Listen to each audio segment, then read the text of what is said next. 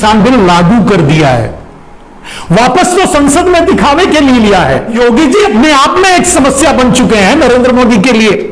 योगी जी दावेदारी ठोक रहे थे प्रधानमंत्री का, अब मुख्यमंत्री भी नहीं रहेंगे। स्वामी प्रसाद मौर्य और बहुत से नेता छोड़कर जा रही, इन्हें भेजा जा रहा है, ये निकाले जा रहे हैं, ये जा नहीं रहे। हमें उत्तर प्रदेश हारना है, ये नरेंद्र मोदी का मिशन है। नरेंद्र मोदी किसी भी कीमत पे उत्तर प्रदेश जीतना नहीं चाहते।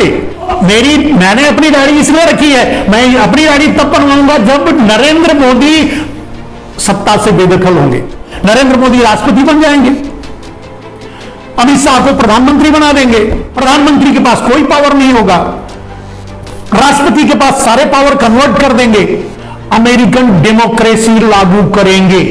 आज 5% लोगों में से कुछ गलत लोग, चोर लोग, वो भी पूरे नहीं, गलत लोग, चोर लोग पूरे देश को गुलाम बनाने की कोशिश में लगे हुए हैं और उसमें सहयोगी है नरेंद्र मोदी। सारा पावर अगर अडानी अंबानी के हाथ में होगा तो अडानी अंबानी नरेंद्र मोदी को भी उठाकर फेंकने में 1 सेकंड नहीं लगाएंगे। मेरे दोस्त, अडानी अंबानी की इतनी भी हैसियत नहीं है कि वो भीख मांगने के लिए कटोरा खरीद सकें। यह सच्चाई है। इसलिए ये चोर जब भागते हैं तो कुछ नहीं मिलता, भागे भूख की लंगोटी भी नहीं मिलती, क्योंकि इनके पास कुछ होता ही नहीं। जब इंसान बन करके आप देखोगे तो आपको ये राक्षस की तरह दिखेंगे जिनको आप भगवान समझते हो। एक व्यापारी किसी देश का प्रधानमंत्री नहीं बन सकता, राजा नहीं बन सकता, नहीं बनना चाहिए।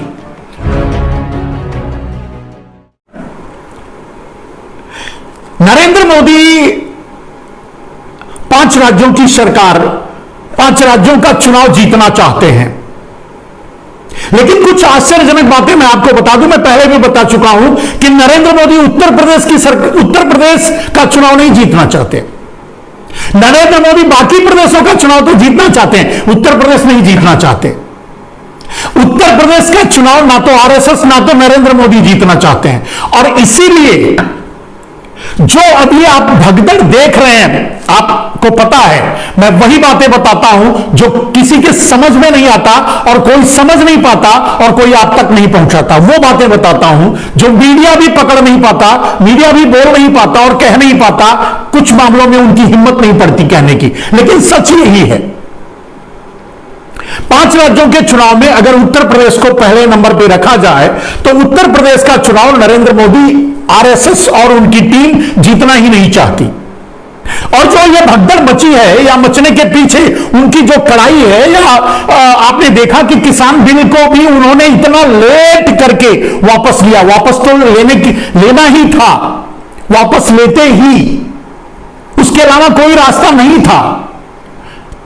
लेकिन आपको इस विषय में बाद में बताएंगे कि किसान बिल वापस नहीं लिया है नरेंद्र मोदी ने, किसान बिल लागू कर दिया है।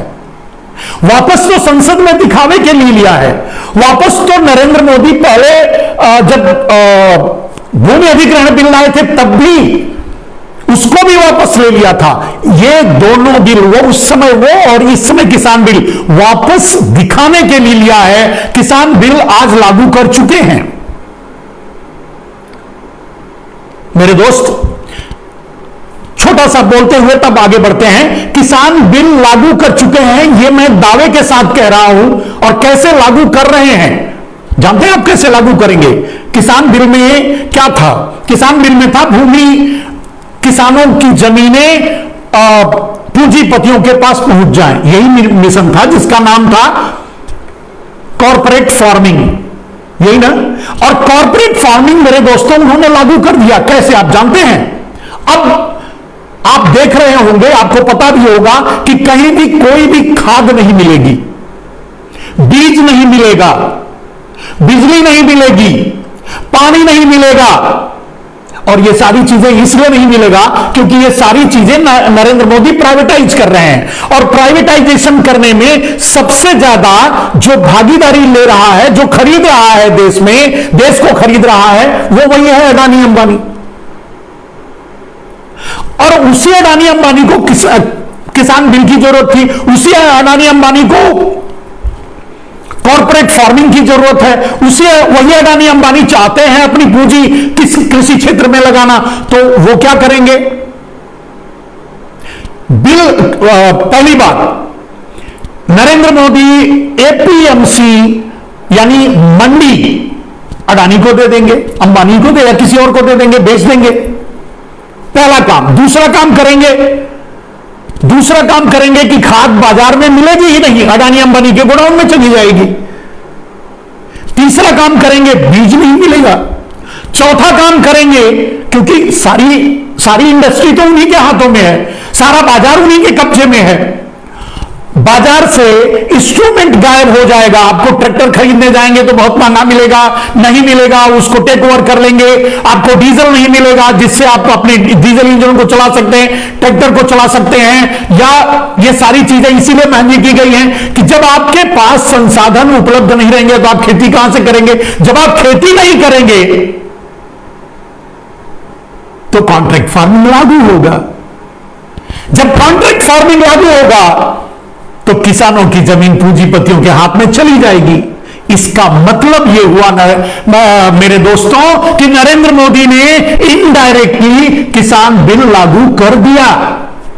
अब मेरे इन तर्कों को कोई काट नहीं सकता, कोई जो क्या कहते हैं सोफोलॉजिस्ट हो, कोई टीवी डिबेटर हो, या कोई भी ये बताए जो मैं कह रहा हूं गलत है। आप गांव में रहते हैं, आप समाज में रहते हैं, आप खेती करते हैं, आप बताइए, आपको खाद नहीं मिल रही होगी, आपको बीज नहीं मिल रहा होगा, आज अगर मिल भी रहा होगा तो कल नहीं मिलेगा। आप धैर्य रखिए, आपको खाद नहीं मिलेगा, आपको बीज नहीं मिलेगा, आपको बिजली नहीं मिलेगी, आपको पानी नहीं मिलेगा, आपको इंस्ट्रूमेंट नहीं मिलेगा, आपको डीजल नहीं मिलेगा। आप खेती कैसे करेंगे? जब आप खेती नहीं करेंगे तो किसानों खेत दे देंगे। कॉन्ट्रैक्ट फार्मिंग यानी नरेंद्र मोदी का विजन, नरेंद्र मोदी का मिशन लागू हो गया। यह है नरेंद्र मोदी की साजिश, इसमें कोई दो राय है। अगर किसी को भी, मैं 2 दिन पहले एक डिबेट पे बैठा था एक चैनल पे, परेशान हो गए बेचारे। वो वीडियो भी मेरे इस पे शेयर है, कभी देख लीजिएगा आप। कहने का अर्थ यह है कि नरेंद्र मोदी किसान बिल लागू कर दिए, समझ गए? नरेंद्र मोदी ये हैं। अब उस किसान बिल को छोड़ देते हैं। किसान बिल को इतना लेट, किसान बिल के ड्रामे को, उन्हें पता था कि हम किसान बिल बगैर बिल के भी लागू करवा सकते हैं, यानी कॉन्ट्रैक्ट फार्मिंग और फुल क्या कहते हैं उसको, भंडारण की असीमित क्षमता। जब एपीएमसी मंडी ही अडानी ले लेंगे तो भंडारण तो वही करेंगे, तो उनको रोकेगा कौन? तो एपीएमसी जब वो ले लेंगे, मंडी वो ले लेंगे, खरीदारी वो करेंगे, तो रोकेगा कौन? तो सारी चीजें प्राइवेटाइजेशन के नाम पे सब कुछ अडानी अंबानी जैसे लोगों को दे दिया जाएगा। किसान बिल अपने आप लागू हो गया। किसानों को समझ में नहीं आया और किसान बिल लागू हो गया। यह सच्चाई है। यह है नरेंद्र मोदी का वर्किंग ऑफ स्टाइल। कैसे वो किसी चीज को जब ठान लेते हैं तो करते हैं। लेकिन अब यहां दूसरी बात बताना चाहते हैं मेरे दोस्तों, इस बिल को तो वो बहुत पहले भी ले सकते थे वापस, क्योंकि वो कंसेंट कर चुके थे, अडानी अंबानी से कर चुके थे कि हम इस तरह से नहीं तो इस तरह से लागू कर लेंगे। तो ये तो पहले भी ले सकते थे। बिल, किसान बिल क्यों वापस नहीं लिए, इतनी देर से क्यों लिए? क्योंकि उन्हें पता था कि पंजाब हम हारेंगे, उत्तर प्रदेश हमें हारना है। नरेंद्र मोदी को पता था क्या, पंजाब हम हारेंगे, यानी पंजाब को उनको हारना ही था। हारने, चाहे वो किसान बिल पहले दिन ही वापस लेते तो भी हारते। तो किसान, पंजाब में उनका कोई दाल नहीं गलता। उत्तर प्रदेश उनको इसलिए हारना था, वही मैं बताने जा रहा हूं असली बात। तो उत्तर प्रदेश उनको हारना था। बाकी और छोटे प्रदेशों की कोई बहुत ज्यादा महत्व नहीं है और उसकी गणना बहुत ज्यादा नहीं है, लेकिन उसका भी कोई महत्व उनके लिए नहीं है। महत्व बस इतना है कि उत्तर प्रदेश हारना है। उत्तर प्रदेश क्यों हारना है? अरे भाई, नरेंद्र मोदी के लिए सबसे बड़ी समस्या उत्तर प्रदेश का चुनाव जीतने से बड़ी समस्या है योगी। योगी जी अपने आप में एक समस्या बन चुके हैं नरेंद्र मोदी के लिए। इस बात को समझिए। नरेंद्र मोदी किसी भी कीमत पर नहीं चाहेंगे कि उत्तर प्रदेश जीते, उसकी क्रेडिट योगी को मिले, यानी योगी की राजनीति को, योगी जी की राजनीति को खत्म करना चाहते हैं। योगी जी दावेदारी ठोक रहे थे प्रधानमंत्री का, अब मुख्यमंत्री भी नहीं रहेंगे। और ये कोई और नहीं कर रहा है, ये जनता नहीं कर रही है, ये नरेंद्र मोदी और आरएसएस खुद कर रही है। भाई आरएसएस और नरेंद्र मोदी बैठकर पहले भी बात कर सकते थे। आरएसएस उनको पहले सलाह भी दे सकती थी कि भाई किसान बिल वापस ले लो, किसान बिल बहुत अगर लागू करने की कोशिश करोगे, इतने दिन तक किसानों को बिठा के रखोगे तो यह समस्या खड़ी होगी हमको। अब आप देख रहे हो पश्चिमी उत्तर प्रदेश में भारतीय जनता पार्टी के लोगों को घुसने नहीं दिया जा रहा है,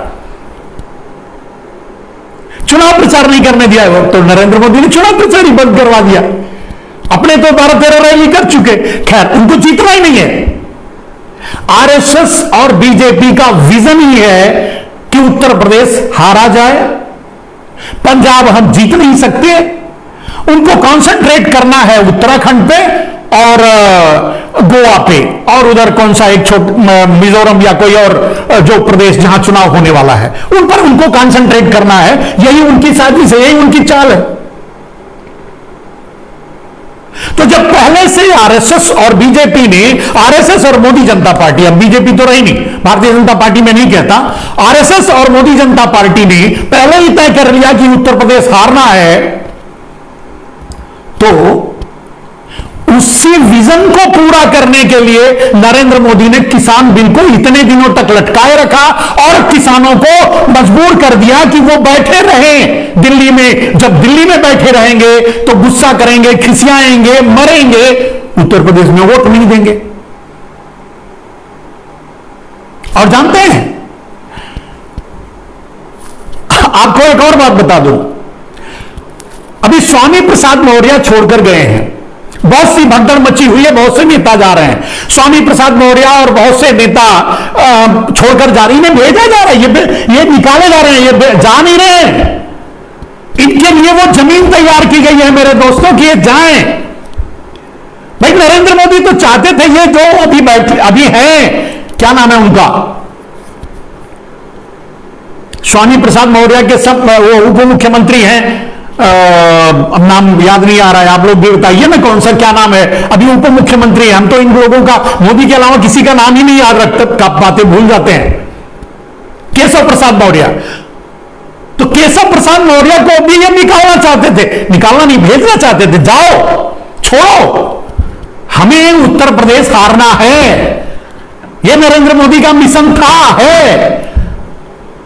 नरेंद्र मोदी किसी भी कीमत पे उत्तर प्रदेश जीतना नहीं चाहते। आपको याद होगा बहुत पहले मैंने एक वीडियो किया था और उस वीडियो में मैंने आपको समझाया था कि योगी जी मोदी जी को क्या समझते हैं, कितनी इज्जत देते हैं, मोदी जी योगी जी को कितनी इज्जत देते हैं। और जो बार बार ये कहते हैं कि योगी जी को ला करके मोदी ने बिठा दिया, आरएसएस ने मुख्यमंत्री बना दिया, ये सारी बातें गलत है मेरे दोस्त, पहले भी बोल चुका, अभी बोल चुका हूं। योगी जी अपनी ताकत के बल पे, अपने दबाव के बल पे मुख्यमंत्री बने थे। न नरेंद्र मोदी न आरएसएस चाहता था इनको मुख्यमंत्री बनाना, नहीं चाहता था। और अंदर की बात तो यह है कि ये केशव प्रसाद मौर्य और एक वर्मा शर्मा कौन से हैं वो, ये इन सभी को सिर्फ लॉलीपॉप देकर आगे खड़ा किया गया था वोट मांगने के लिए। मुख्यमंत्री तो बनाया जा रहा था रामलाल को, जिसका कहीं नामो निशान नहीं था। खैर, योगी जी के मैदान में उतरने से, योगी जी को दबाव डालने से योगी जी को मुख्यमंत्री बनाना पड़ा मजबूरन, आरएसएस को भी स्वीकार करना पड़ा और मोदी जी को भी स्वीकार करना पड़ा। योगी जी मुख्यमंत्री बन गए। मुख्यमंत्री बनने के बाद योगी जी को कभी भी खुले हाथ काम नहीं करने दिया गया। योगी जी बोले या ना बोले, खुले हाथ का मतलब उन्हें खुल करके कभी काम नहीं करने दिया गया और कभी काम नहीं किए। योगी जी से कई मुलाकातें मेरी हो चुकी है मेरे दोस्तों, लेकिन एक मुख्य मुलाकात तब हुई थी जब नरेंद्र मोदी भूमि अधिग्रहण बिल लेकर आए थे और देश में भूचाल मचा हुआ था। 3 बार ऑर्डिनेंस के जरिए लागू करवाए थे। उस समय मेरी एक मुलाकात हुई थी। तब योगी जी के विचार भावनाएं मैंने उस समय रीड किया था और वो जो उन्होंने कहा था कि अगर वो मुख्यमंत्री बनेंगे तो क्या करेंगे, वो एक भी काम नहीं कर पाए। अगर खुले हाथ से योगी जी को उत्तर प्रदेश में काम करने दिया गया होता तो जो काम योगी जी ने किया है, जो काम किया है वो भी गड्ढे में जा रहा है, वो गड्ढे में नहीं जाता। आज योगी जी को ऐसी हालत, ये दिन नहीं देखना पड़ता, लेकिन शुरू से ही, क्योंकि योगी जी उनकी पसंद ही नहीं थे, तो शुरू से ही योगी जी को डिसलाइक पोजीशन में रखना, किसी न किसी तरह से उनको डेमोरलाइज करना या उनको उनके काम के तरीके को रोकना, उनके काम को रोकना, यह सब कुछ होता रहा। उनके साथ जो भी हुआ है हम जानते हैं, हमें पता है। मेरे दोस्त, अडानी अंबानी की इतनी भी हैसियत नहीं है कि वो भीख मांगने के लिए कटोरा खरीद सकें।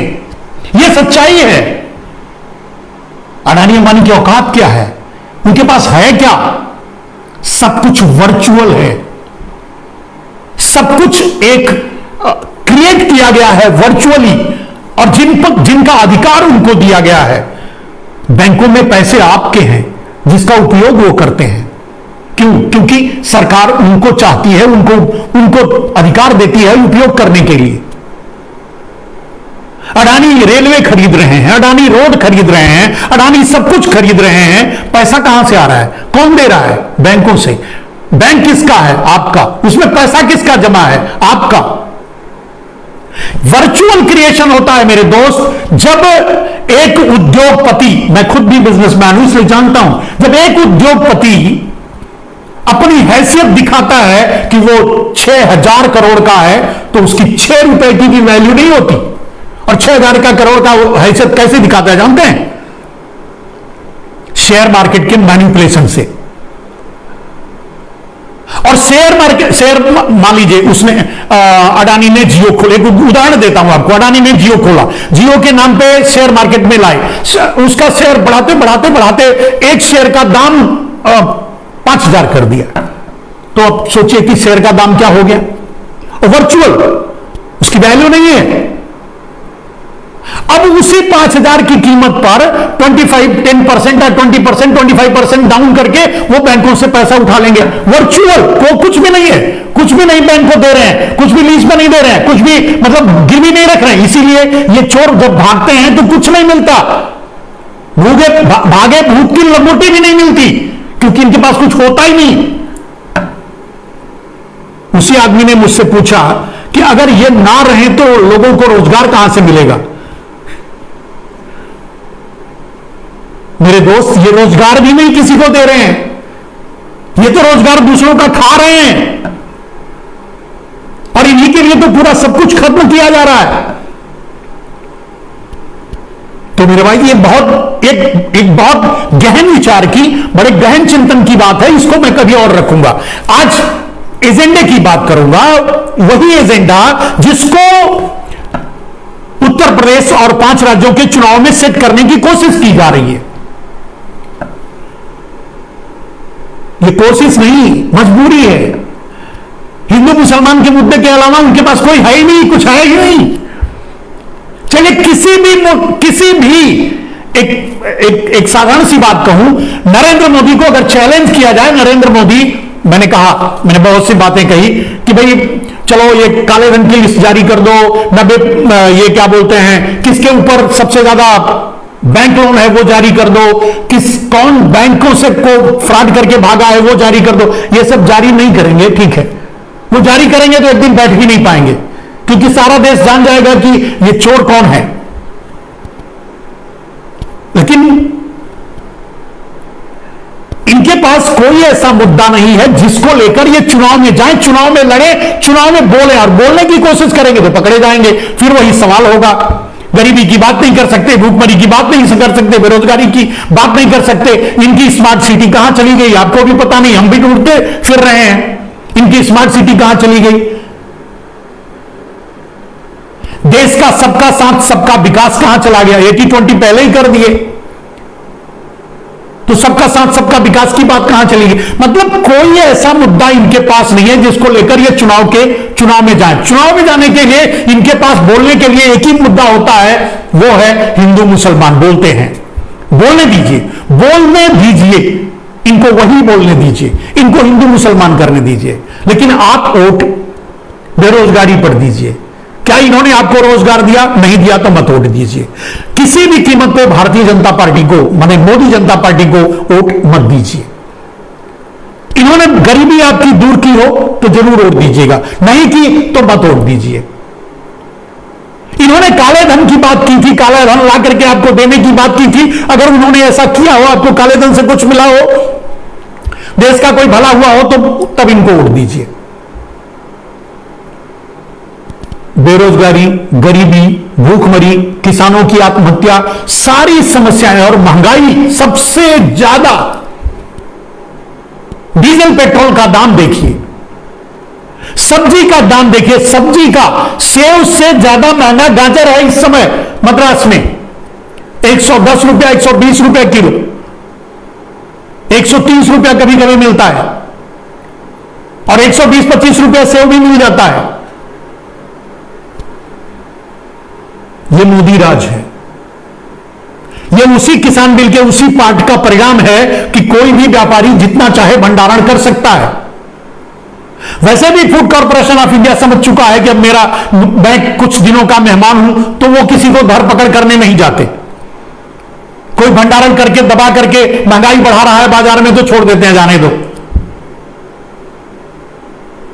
बिजली वाले उधर रो रहे हैं, फैक्ट्री वाले उधर रो रहे हैं, ऑर्डिनेंस फैक्ट्री वाले उधर रो रहे हैं। भाई जब सब प्राइवेटाइज ही कर दोगे तो रोजगार कहां से दोगे? रोजगार देना नहीं है, गरीबी इनसे दूर होगी नहीं, महंगाई इनके कंट्रोल में नहीं है, भूखमरी, देश भूखा ही मर रहा है, महामारी का हाल आप देख ही रहे हो। इनके पास बोलने के लिए क्या है? ये क्या लेकर के चुनाव में जाएं, क्या बातें करें चुनाव मैदान में, कि किस बात को लेकर ये वोट मांगे? कुछ नहीं। तो क्या करते हैं? हिंदू मुसलमान। लेकिन मैं सारी पार्टियां, भारत की जितनी भी पार्टियां हैं रजिस्टर्ड जो चुनाव लड़ रही हैं, मैं उनसे अनुरोध करूंगा कि नरेंद्र मोदी जनता पार्टी सरपटक के 80-20 करती रहे। आप गरीबी की बात करो, आप महंगाई की बात करो, आप भूखमरी की बात करो, आप स्वास्थ्य व्यवस्था की बात करो, आप पेट्रोल डीजल की बात करो, आप किसानों की आत्महत्या की बात करो, आपको खाद बीज नहीं मिल रहा है उसकी बात करो, आपका गन्ने का दाम नहीं मिल रहा है उसकी बात करो। आप 80-20 में मत जाओ, आप इस मंदिर मस्जिद वाले मुद्दे में मत जाओ। मेरे दोस्त, पूंजीपतियों का सबसे बड़ा हथकंडा ही यही होता है। मैं बचपन से यह बात जानता हूं कि जब एक पूंजीपति एक फैक्ट्री लगाता है तो सबसे पहले वहां एक मंदिर, एक गिरजाघर, एक मस्जिद बना देता है। जानते हैं क्यों बनाता है वो? उसको कोई श्रद्धा नहीं है, उसको कोई आस्था नहीं है। वो सिर्फ इसलिए बनाता है कि आप अपनी गरीबी इनका जिम्मेदार इनको मानिए। ये जो आपके यीशु, आपके अल्लाह, आपके भगवान जो बैठे हैं, इनको गरीबी का जिम्मेदार मानिए। इन पूंजीपतियों को मत उंगली उठाना। कभी उंगली उठाओगे तो आपको अंदर कर दिया जाएगा। इसलिए ये तो इनका पूंजीवाद का ये सगल है, पूंजीवाद का ये हथकंडा है। पूंजीवादी किसी पूंजीवादी को देखते हो, जाते हैं मंदिर पूजा करने, आप लाइन में लग लग करके मरते रहते हो, वो कभी जाते हैं? क्या जरूरत है उनको? मंदिर वो बना देते हैं आपके लिए। आप भगवान से जाकर पूछते रहो कि हमारी गरीबी का कारण क्या है, हमें गरीब क्यों बनाए भगवान, उसको अमीर क्यों बनाए भगवान। अरे भाई, भगवान कुछ नहीं कर रहे हैं, यही लोग कर रहे हैं जो आपको मंदिरों में जाने के लिए मजबूर करते हैं। आप मंदिर जाइए अपनी श्रद्धा के लिए, अपनी आस्था के लिए, आप पूजा कीजिए पूरी श्रद्धा से। मैं भी पूजा करता हूं, जाता हूं, लेकिन मैं हिंदू मुसलमान के लिए नहीं जाता। मेरे दोस्त, मैंने कुछ डिबेट्स में मुझसे किसी ने पूछा कि मुसलमानों ने ये किया, हिंदू ने वो, दुनिया भर की बातें की। मैंने उनसे 2 सवाल सिर्फ किया मेरे दोस्त, सिर्फ 2 सवाल, इसको लोगों तक पहुंचाना। मैं बोला कि एक बात बताइए मेरे दोस्त, कि अगर कोई एक समूह कहीं आफत में आ जाए, उसमें हिंदू और मुसलमान दोनों हैं, तो उस आफत से बचाने के लिए आपका भगवान, आप अगर हिंदू हो तो मैं आपसे पूछता हूं, आपका भगवान वो हिंदू को बचा लेगा, मुसलमान को छोड़ देगा? बोले नहीं। मैंने बोला अच्छा किया आपने कहा नहीं। अगर आप ये कहते कि सिर्फ हिंदू को बचाएगा मुसलमान को छोड़ देगा, तो मैं कहता कि फिर वो भगवान किस बात का। आपने अच्छा किया कि कहा कि नहीं छोड़ेगा। तो ईश्वर अगर खुद हिंदू मुसलमान भेद नहीं करता, उसकी रक्षा करता है आगे बढ़ करके, रे पागल तू क्यों हिंदू मुसलमान की बात करता है? ये तो पूंजीपतियों के बनाए चोचले हैं, हथकंडे हैं, जिनका इन राजनेताओं के बनाए हथकंडे हैं, जो इस्तेमाल करके आपका उपयोग करते हैं।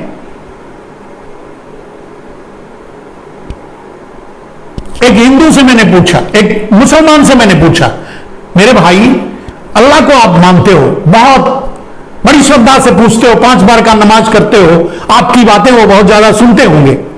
एक बात बताओ, अगर कोई मुसीबत आ जाए, कहीं कोई आफत विपत आ जाए और वहां हिंदू मुसलमान सभी रह रहे हैं, अब उनको बचाने की बात आएगी, तो क्या आपका अल्लाह सिर्फ मुसलमानों को ढूंढ ढूंढ कर बचाएगा या सबको बचाएगा? उनको भी जवाब नहीं मिला। उन्होंने भी यही कहा कि नहीं भाई, वो तो सबको बचाएगा, वो तो अल्लाह है, वो तो सबसे ऊपर है, सत्ता है।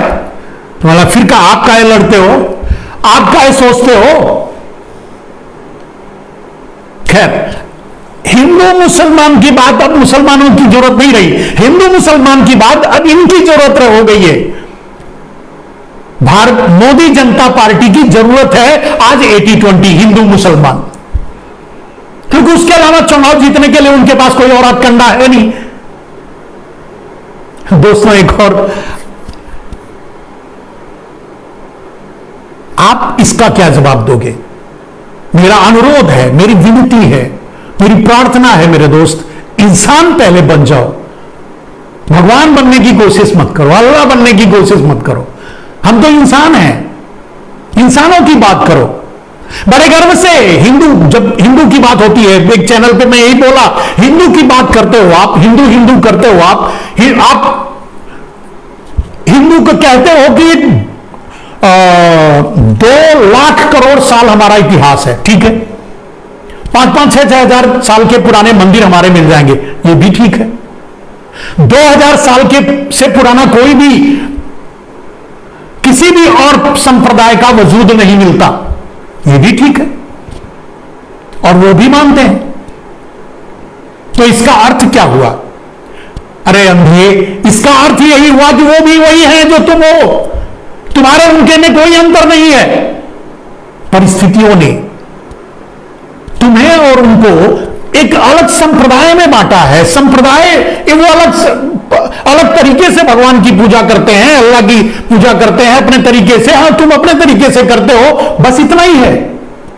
जो तुम हो वही वो है, जो वो है वही तुम हो।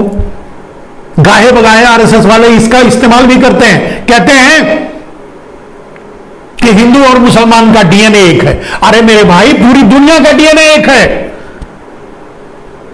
जब 2 करोड़ साल का ताल ठोकते हो हिंदुओं के इतिहास का, तो पूरी दुनिया का डीएनए एक है, कोई बेगाना नहीं है। इसीलिए कहता हूं, इंसान पहले बन जाओ, भगवान या अल्लाह बनने की कोशिश मत करो। इंसान ही बन जाओ। और जब इंसान बन करके आप निर्णय लोगे, जब इंसान बन करके आप देखोगे, तो आपको ये राक्षस की तरह दिखेंगे जिनको आप भगवान समझते हो। जो नेता अपने आप को भगवान साबित करने में निकले हैं, भगवान साबित करना चाहते हैं, जो नेता आपको बरगला करके, आपको हिंदू मुसलमान में बांटकर, आपको अगड़े पिछड़े में बांटकर, आपको एससी एसटी में बांटकर जो राजनीति करना चाहते हैं, तभी उनसे निपट पाओगे। अभी आप देखो, हिंदू मुसलमान को तो छोड़ दीजिए, दलित भी अगड़ों को, ब्राह्मणों को, मैं ब्राह्मण हूं, अगड़ों को गाली देते हैं, अपशब्द कहते हैं, गलत बताते हैं, गलत सोचते हैं, गलत कहते हैं। एक आदमी ने, एक बहुत ही, मेरा ही एक करीबी मुझसे यह सवाल कर दिया और ये बातें कही कि वो तो इस तरह की का व्यवहार करते हैं और सोशल मीडिया में इस तरह की बातें लिखते हैं, गालियां देते हैं, ऐसे करते हैं। मैं बोला सही करते हैं, गलत क्या करते हैं?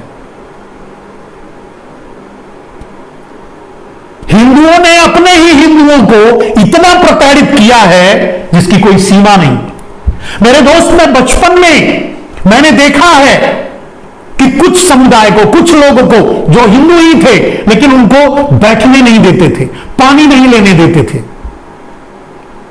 मेरे गांव में मुझ पे पंचायत हो चुकी है मेरे दोस्त। एक बार मैं एक हरिजन को अपनी थाली में खाना दे दिया था, जब जातिवाद बहुत चरम पे हुआ करता था। आप सोच लो 50 साल पहले की क्या स्थिति रही होगी। अपनी थाली में खाना दे दिया था, मेरे पूरे गांव में पंचायत बैठ गई कि मुझे जात से निकाल दिया जाए। वैसे भी मैं पहले का ही अखड़ी आदमी हूं। मैंने बोला मैं जात से निकल जाऊंगा लेकिन अपने विचार से वापस नहीं आऊंगा। मैं उनको भी इंसान मानता हूं। मैं ये उनका अपमान नहीं कर सकता कि उन्हें कोई हंडिया फोड़ के लाएं, कहीं से पत्थर ढूंढ के लाएं, कहीं से वो लाएं और तब उनको खाना खिलाएं। ये मेरा जमीन कभी गवारा नहीं करेगा और ये मैं नहीं करूंगा।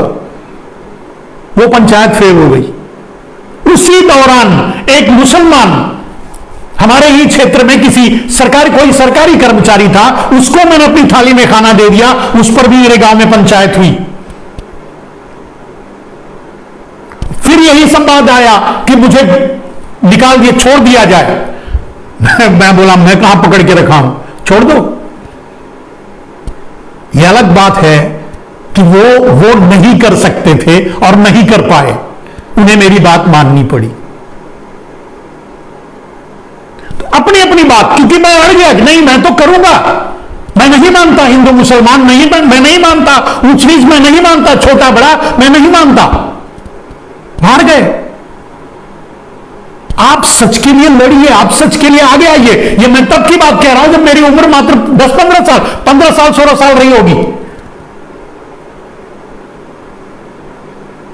और इतना पढ़े लिख कर, इतना सब कुछ जानने के बाद भी अगर मैं वही हिंदू मुसलमान, वही घटिया बातें करूं तो मेरी पढ़ाई का मतलब क्या है, मेरी शिक्षा का मतलब क्या है?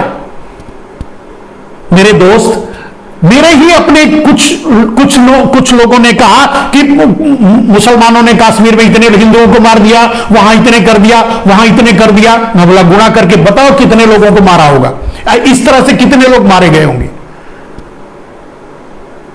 जो भी जोड़ घटा के बताया, मैंने उनको जोड़ के बता दिया कि कम से कम 100 गुना इस पूंजीवादी व्यवस्था ने लोगों को मार डाला। हर घंटे में 2 किसान आत्महत्या करते हैं। इसके लिए जिम्मेदार कौन है? यही पूंजीवादी, यही अडानी अंबानी, जिनकी संपत्ति आसमान छू रही है और एक पैसा भी उनका अपना नहीं है, एक पैसे की उनकी औकात नहीं है। अडानी अंबानी की बात मैं कर रहा हूं, मैं बिजनेसमैन हूं, मैं जानता हूं। चाहे किसी भी एक उद्योगपति को मैं चैलेंज करता हूं, अगर बैंक एक दिन डिक्लेयर कर दे कि आज मेरे पैसे आपको वापस देने पड़ेंगे, अगर वो अपने आप को 3 बार बेच दे, कोई भी पूंजीपति अपने आप को 3 बार बेच दे, तब भी पैसा नहीं चुका पाएगा। वो पैसा जो आपका है, वो धनी किस बात का, वो अमीर किस बात का है? वो आपके पैसे से, आपकी गाढ़ी कमाई से, मजदूरों की, गरीबों की, भूखे लोगों की, का पैसा है जो बैंकों से मैनिपुलेशन करके हासिल करता है, सत्ता को अपने जेब में रख करके, जो आज कर रहा है, जो नरेंद्र मोदी कर रहे हैं। भारत के किसी भी बिजनेस को अडानी के अलावा किसी को नहीं दिया जा रहा है, अंबानी के अलावा किसी को नहीं दिया जा रहा है। भी एक सगुफा आया था, एक डायलॉग की दो आदमी बेच रहे हैं और 2 आदमी खरीद रहे हैं, 4 आदमी देश चला रहे हैं। और ये वो 2 आदमी बेचने वाले आदमी ये नहीं समझ रहे हैं कि उनका क्या हाल होगा। मेरे दोस्त, गांव में जब तक रजिस्ट्री नहीं हुई होती, गांव में अगर आप रहते होगे जानते होगे कि जब किसी की जमीन खरीदनी होती है तो जो खरीदने वाला होता है उसके पीछे पीछे भागता है, उसको रसगुल्ले खिलाता है, उसके जब रजिस्ट्रेशन के लिए जाता है तो पूरे परिवार को रसगुल्ले बांट देता है, उसके साथ जितने लोग गए होते हैं उनके साथ भी रसगुल्ले बांट देता है। लेकिन जिस दिन रजिस्ट्री हो जाती है, यानी जमीन उसके हाथ से निकल जाती है, दूसरे दिन वो अपने दरवाजे पर भी नहीं बैठने देता, दूसरे दिन उसे चारपाई भी नहीं देता बैठने के लिए। वही बात नरेंद्र मोदी और अमित शाह के लिए भी है। तुम बेच तो रहे हो, लेकिन जिस दिन पूरी खरीदारी हो जाएगी, पूरा देश अगर उनके हाथों में चला जाएगा, उस दिन आपको भी उठाकर तिनके की तरह किसी कोने में फेंक देंगे, कचरे की तरह। आपका भी कोई वैल्यू नहीं रहेगा, वो तो वैल्यू करेंगे नहीं और दूसरे भी नहीं करेंगे। गांव में यही होता है, बेचने वाले की कोई इज्जत नहीं करता, अपने दरवाजे पर पानी भी नहीं पूछता, अरे जाने दो यार बेचने वाला है। वही नरेंद्र मोदी कर रहे हैं। आज उनकी पूछ अडानी अंबानी भले करें क्योंकि वो खरीद रहे हैं, अमेरिका और चीन भले करें क्योंकि वो खरीद रहे हैं, लेकिन कल जब बेच चुके होंगे तो इनके भी लात ही मारेंगे वो, और आम आदमी भी उनको नहीं पूछेगा, तू तो बेच दिया। जैसे गांव में होता है, बेचने वाले को कोई नहीं पूछता, अरे यार किसी फंक्शन में भी नहीं बुलाता, अरे बोलता है यार छोड़ना है, वो बिचुआ है, बिचौड़ा है। गांव का सबसे आवारा, सबसे खराब, सबसे बुरा आदमी होता है बेचने वाला, यानी जो बाप दादा की संपत्ति बेचता है। जहां नरेंद्र मोदी की पूजा हो रही है, मंदिर बनाए जा रहे हैं, जय जय हो रही है, मेरे समझ में नहीं आता ये कौन सी सभ्यता, कौन सी शिक्षा है, किस शिक्षा से लोग पढ़ के आए हैं, कहां से आए हैं, कहां से पैदा हो गए, मेरे समझ में नहीं आता।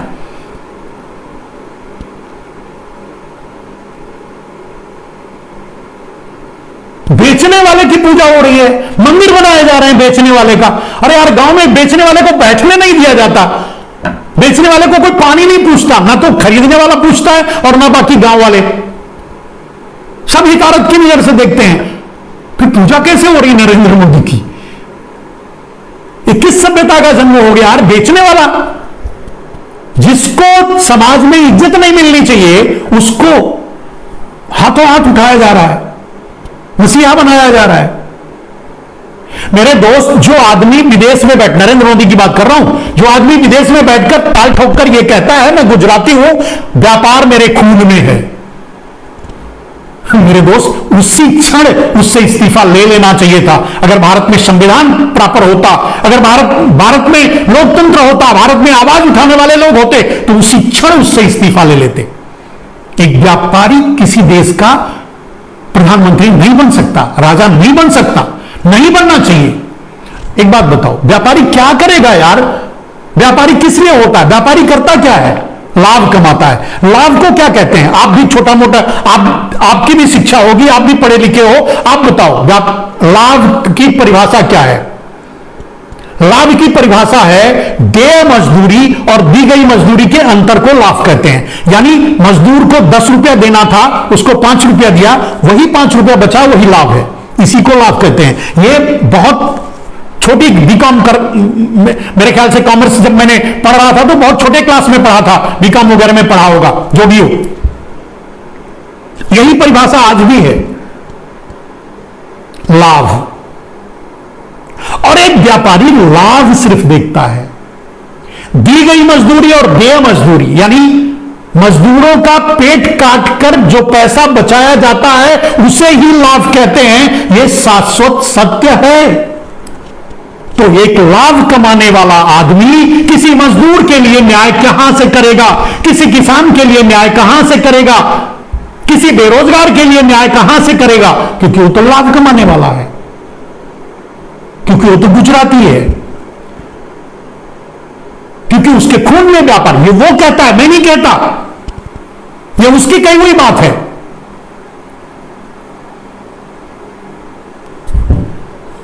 मेरे दोस्त,